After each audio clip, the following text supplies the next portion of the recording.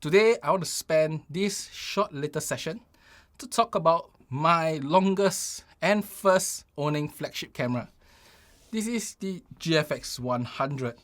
It is my first flagship camera and my longest owning one too. I bought it since it was launched in June 2019, so it's 32 months old today. And today's video is not about a review video, it's not going to be in-depth, so if you're looking for such things, probably not the video for you. Today's video will just talk about why I still keep this camera after 32 months. And if you have followed my channel, you may be new to it. When I first started this channel, I spent most of my time talking about GFX100 stuff. The camera, the lenses, how I shoot with it, yada yada yada. But that being said, in today's, the last few months, I've been covering all the other flagship cameras. But even though I didn't talk about the GFX100, it's still with me and still will be with me for many months to come.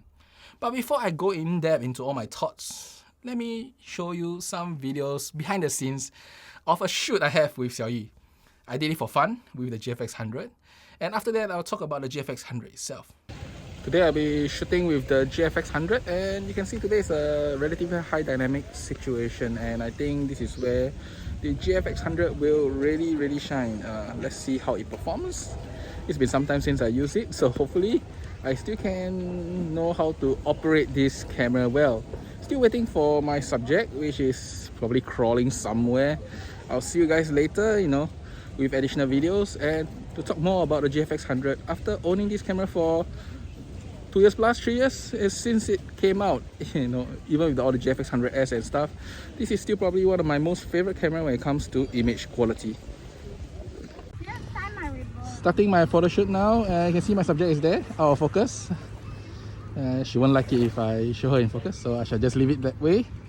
Today we'll be trying out the GFX. As you can see, it's super bright and sunny, environment wise. So let's see how it works out. I purposely brought the GFX today because we're going to do backlit shots, and I think it will be fantastic, the outcome. Now the subject is reviewing the photos here, you can see. Wow, the boyfriend is holding the reflector for me.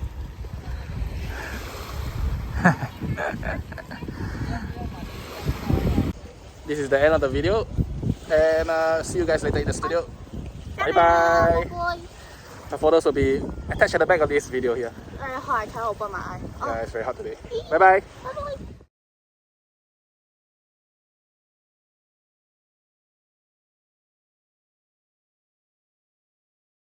Now, as I said, the GFX100 is my first flagship camera. I purchased it when it's out immediately. I didn't think too much. Before that, I owned the GFX50. I enjoyed using it for the 32 months I had. I rarely use it today. These days, I only take out the camera maybe once or twice every month. And I usually couple this with the 80mm f1.7.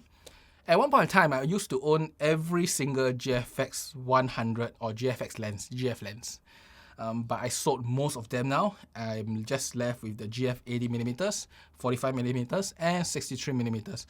And the reason is very simple. If you follow my channel, you should know it. I'm a portrait photographer, and these three lenses are what I like to use for portraiture itself.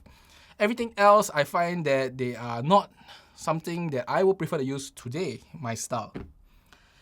That being said, the GFX100 is a camera I own so long, and why did I own it so long? What's the difference between this and other cameras? And it's just one simple thing: image quality. Image quality on the GFX100 is still really beautiful.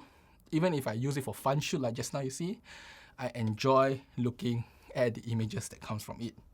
I know they may not be the absolute best image. The best image and the camera itself usually do not have much relationship. As I said in my other video, good cameras just give you a better chance, but the relationship is not that big.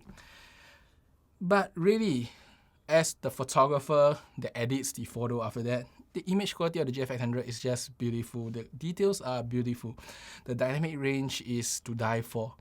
The noise level, even raising tons of shadow, really, it's very minimal. Definitely lesser than what I experienced from the A7R and the A1, or even the Z9. The image quality from this camera, with the GF 80mm, is just out of this world. No, not really out of the world. The phase one is better than this. But the lens on the GFX series was really good, and the biggest reason why I was on this system to start with was the lens and the image quality was great. And the reason why I started using full frames again is because full frames have caught up. The lens quality of full frames have caught up. So did the price. The price of modern full frame lenses today costs as much as the GF lenses. Most of them cost 3,000, 4,000 Sing dollars or 2,000, 3,000 USD. So they are pretty much on par in cost, and they are also on par in quality. So the only thing left on the GF system today is really the sensor itself.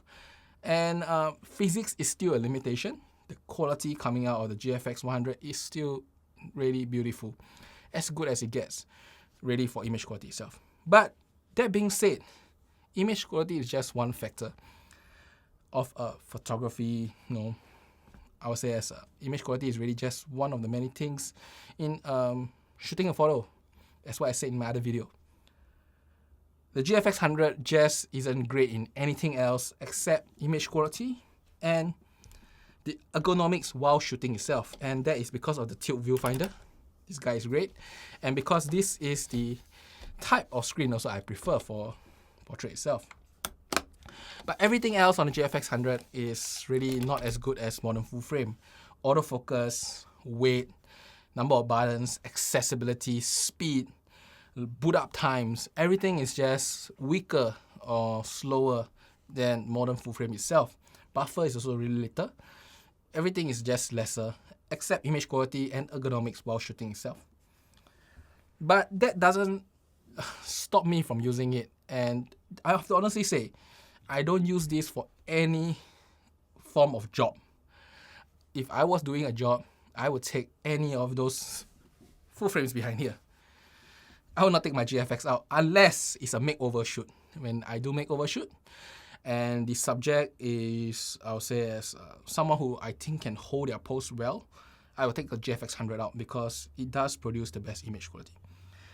Now, the biggest reason I ever take the GFX100 out now is really for, I would say, even for image quality, I take it out only for two situations. High dynamic range situations, where there is extreme sun and probably a lot of shadows, and also situations where I shoot in total control for personal projects normally, and those are really in the studio shots itself. When outdoors, really the dynamic range, the shadow recovery is just fantastic on the GFX100, unbeatable, cleaner than almost any other camera, especially when you start sizing it down, it's unbeatable. 100 megapixels. And its recovery in both highlights and shadows are really, really good. If you compare it to other cameras, I think most modern full frames is still not near this. Easily half to a stop difference between this guy and full frame, especially if you compare to high resolution full frames. And then in the studio itself, and you're shooting f8, there is no competition at all. The GFX100 is just nicer, more beautiful, more resolution. You just cannot beat physics. A bigger sensor with photo sites that can expose properly will always be more beautiful. Simple as that. 100 megapixels. With good lenses, it is fantastic. The image quality is just fantastic itself. The details are great. I mean, I did all my crown shoots with it. You can zoom into the eye, count every single pixel on that contact lens itself. Beautiful. I mean, of course, counting the contact lens is not beautiful, but the shot itself, the GFX100 produces you one of the nicest image quality. Now, that being said, if you are just seeing on social media or like now you're seeing on YouTube, of course, you may not feel the same way as me. You may be thinking, what the heck is this guy talking about? That's because you are not the editor of the photo. When you edit the image of the GFX100, you just feel freedom. Freedom is the word I would say. You can do anything with it, anything with it. Crop it like crazy, lift shadows like crazy, pull back the highlights, mess it around, edit it, and even things like liquify. Let's say, you do professional photo touch-up. You will do a lot of liquify. The more pixels you have is always the better, because when you have more pixels, you can't even see the smearing of the pixels because the pixels are so small. The GFX100 allows you to do all this and more. It's just such a fantastic platform to do post-processing on. The outcome is just great. If you are the editor, you will totally enjoy GFX100. So that being said, today, 32 months later, owning all the flagships I can get my hands on today, except Panasonic's. Do I recommend a GFX100? Probably not. To 99% of the people out there, that's my guess, by the way, not any statistics. You don't need a GFX100, never need one. To even 99% of professional photographers, you probably also don't need one. The GFX100 is too much for most people, too much for most consumers, too much for most customers. You really don't need it. But for that 1%, the connoisseurs, the people who want to literally, in a crude way, lick their photos, the editors who just want to have absolute freedom in the outcome, or those that just want the absolute best image quality to print out to 100 inches, 200 inches, and paste it on your wall when you travel overseas, get the fantastic landscape and stuff. The GFX100 is for you. A beautiful outcome. And till today, still produce the most beautiful outcome among all cameras I own. Will I sell the GFX100? Probably when the GFX150 comes out, or the GFX200. Will the other full frame survive longer than the GFX100? Probably not. The GFX100 is always a deliberate decision, both in the purchase, in the usage, in the shooting, in the editing. I like my GFX100, and if you have followed my channel till today, since the start especially, you will know I always praise the GFX100 system. Now, there are things that I don't like. I always outright say them. Slow as heck. But the GFX100, in the end of the day, when I shoot it, when I use it, and I look at the images, I pretty much always forgive its shortcoming. That's for me. And that's about it for today. I just want to talk about my GFX100. Beautiful camera in terms of image quality. And if you have any questions on the GFX system, you can probably ask me because I've used this a really long time. Now, it's been some time since I used it. I may have forgotten some stuff along the way, but pretty much most other things I still can answer, or I can find ways to answer you because it's just about refreshing my memory itself. I do use it for shoots still, once a month, once every 2-3 weeks. So I have a lot of information on this. The only disappointing on the GFX100 stuff till now is that the lenses were very slow. A lot of the lenses in recent release don't interest me. They are meant for people who want to travel. They are meant to be light. They are meant to just be cheap. The latest one, cheap, I always say. They are not lenses for me. Not when I couple it with the GFX100. And that's about it for today. I hope you enjoy my short little talk on the GFX100. If you like the GFX systems, you want to see reviews, do like and subscribe, because if there is a new lens that is decent, you will definitely see on my channel. I would definitely review it.